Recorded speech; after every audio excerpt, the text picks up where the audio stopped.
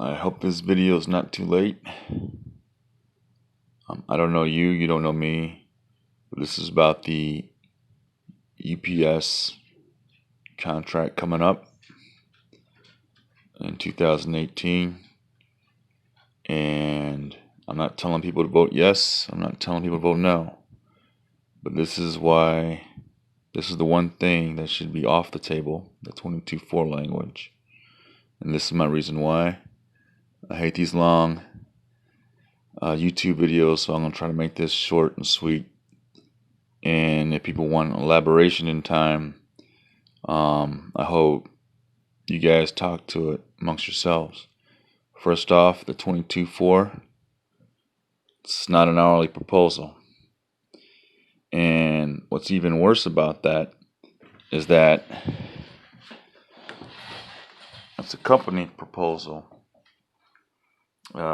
influenced by not even UPS, a non-union company, Amazon. And it also devalues the worth of all permanent full-time drivers. And in my opinion, because it's influenced by what Amazon is doing, non-union part-time drivers who work on Sundays at regular rates, it might even very well compromise the long-term existence of the permanent full-time driver. Not during this course of this contract, but maybe the contract in the future. Our proposal that the hourlies proposed was very simple. Our proposal was to get rid of overtime or excessive overtime, is hire more permanent full-time drivers. Very simple. Hire more permanent routes, more drivers, period. Don't know where the 22.4 two-tier deal came from, but in my proposal meetings that I went to, no package car driver said, hey, let's let part-timers drive. In fact, last three contracts that I've been part of, the first sentence in the part-time language is no part-timers shall drive. And if you don't know why no part-timers are allowed to drive, or why there's language in there, that's the first sentence in the part-time language. Go back decades ago when UPS starts replacing all the inside full-time permanent positions with part-time positions. The people who were negotiating contracts then did not want to compromise full-time permanent package car drivers and make them part-time like UPS did with all the inside permanent full-time positions.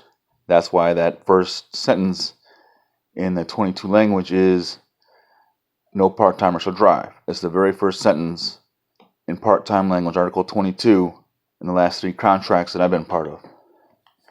Now getting back to Amazon, that's really influencing the 22.4 language. Amazon's a beast. I know it, you know it, company knows it. It's a $1 trillion company, does not pay federal tax, wants you to work Sundays, their end game is replace you with machines, automations, drones, and driverless cars.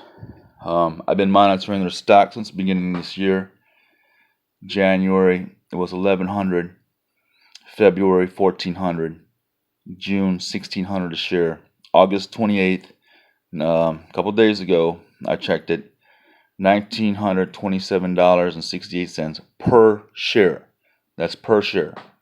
If you don't think their end game is to not only control more than 50% of the e-commerce market and not only take away UPS's customer base long term, then you got another thing coming. Non-Christian, wants to work Sundays, un-American, doesn't pay its fair share in federal taxes, and inhuman, wants to replace you with machines, drones, driverless cars, want to strap machines to their employees' wrist, makes them scan a box every 30 seconds, I believe it is, or something like that.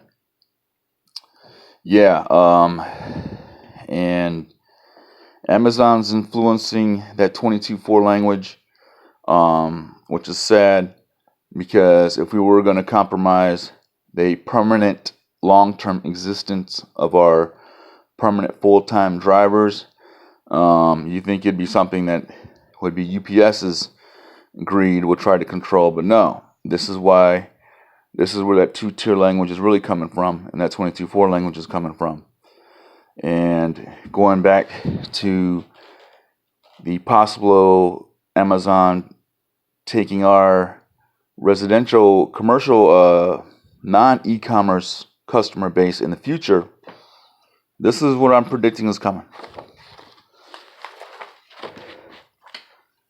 Currently, as far as to the best of my knowledge, Amazon does not have a nation worldwide infrastructure of planes, trucks, package cars, etc. And they're definitely a non-union company. But with their $1 trillion worth and the money they're making in right now, their 50% monopoly over the e-commerce market, I think that will change. And the more we're seeing a lot of Amazon products through UPS, FedEx, Post Office, and once they have that infrastructure, maybe they'll acquire FedEx and get it in one fell swoop, or maybe they'll use their $1 trillion worth to try to take over our company long term. Then not just hourly, but management pensions have to be worried if they're going to be worth the paper they're printed on. This is long term. This is not the fight right now, but this is the fight coming. Maybe 2 years, 5 years, maybe even 10 years. But once you see them drones flying in the air, or you see packages with that little swoosh, less and less coming through our way, that's going to hit our bottom dollar. Short term, Amazon can be controlled and stopped. If you're going to vote yes for this contract, then you have to take action against Amazon that can compromise the long-term existence of UPS's customer base, our profit margin, and ergo the strength of our pension. How do you do that? Write to your congressman about that federal tax issue. Be wary of them trying to dip into the package shipping industry. Be wary of them trying to acquire FedEx. If there are any strong union organizers out there, try to organize this company, try to organize FedEx, and stop shipping through Amazon. Cancel your Prime membership. If you're trying to find anything online, the dismantlement or limitations of Amazon will not hurt our long-term profit margin, because the e-commerce ain't going anywhere. It's just that Amazon controlling most of e-commerce, or near half of it. So if products start shipping less to Amazon and start shipping through other internet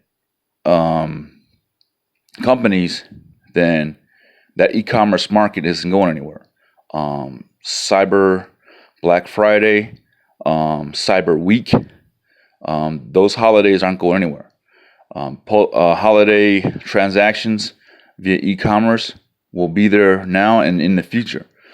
We just don't want one company controlling the entire market share or a majority of that market share, and then using those profits from that to try to take over, long-term established other companies like FedEx or UPS long-term. Amazon is a beast. This 22.4 language, which is affecting our contract, is a direct translation of that. It's influencing what our company is doing and how our union's negotiating this contract. If you vote yes, you're compromising the long-term existence of the full-time package car position. Just like when UPS started making all the permanent inside jobs into part-time jobs. And if you don't believe me, just check those last couple contracts. First sentence in Article 22, no part-timer shall drive. The negotiators in the past has seen it.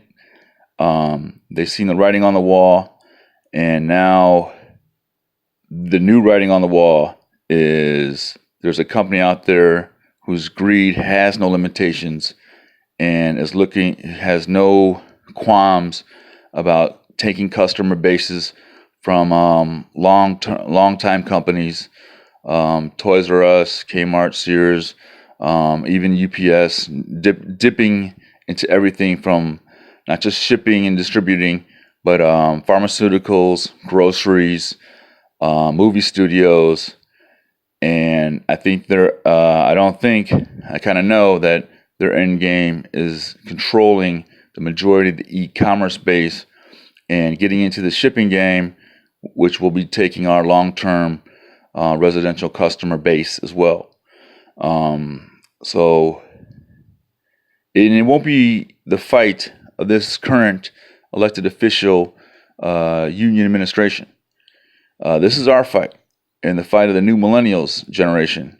So good leadership and union leadership is also important.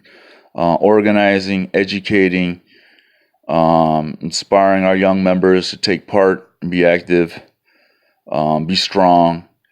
And this is my thoughts on this. I know there are a lot of stuff. Vote yes, vote no.